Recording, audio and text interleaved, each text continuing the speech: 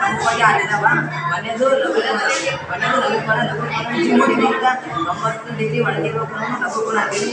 ಈ ಲಘುಕೋನ ಎಲ್ಲಂದ್ರ ಇದು ಲಘುಕೋನ, ಲಘುಕೋನ ಇದು ಲಂಬಕೋನ. ಈ ಲಂಬಕೋನ ನಿರ್ದಿಷ್ಟವಾಗಿ 90 ಡಿಗ್ರಿ ಇರ್ತದೆ. ಇದಕ್ಕೆ ಲಂಬಕೋನ ಅಂತೀವಿ. ಈ ವಿಶಾಲ ಕೋನ,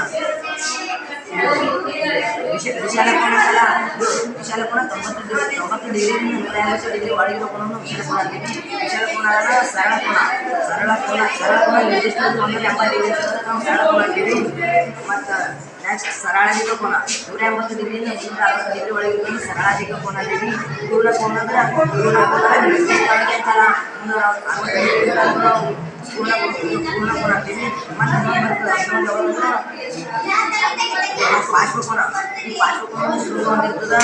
ಮೂರು ಸರಳ ರೇಖೆ, 3 ಕಿರಣಗಳನ್ನು ಹೊಂದಿರ್ತದೆ. ಮತ್ತು ಕೆಲವರು ಸಾಮಾನ್ಯ ಭಾವಗಳು, ಸಾಮಾನ್ಯವಾದ ಭಾವಗಳು ಈ ಸಾಮಾನ್ಯ ಭಾವದಿಂದ ಸಾಮಾನ್ಯವಾದ ಭಾವ ಪಾರ್ಶ್ವಕೋನ ಅಂತೀವಿ.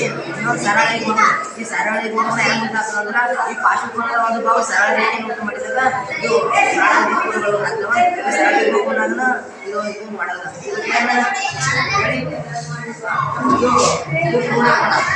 ಪೂರ್ಣ ಕೋನ, ಇದು ಸರಳಾಧಿಕ ಕೋನ. ಎರಡು ಸರಳಾಧಿಕ ಕೋನ ಅದನ್ನ ಇದು ಸರಳ ಕೋನ, ಇದು ಸರಳ ಕೋನ.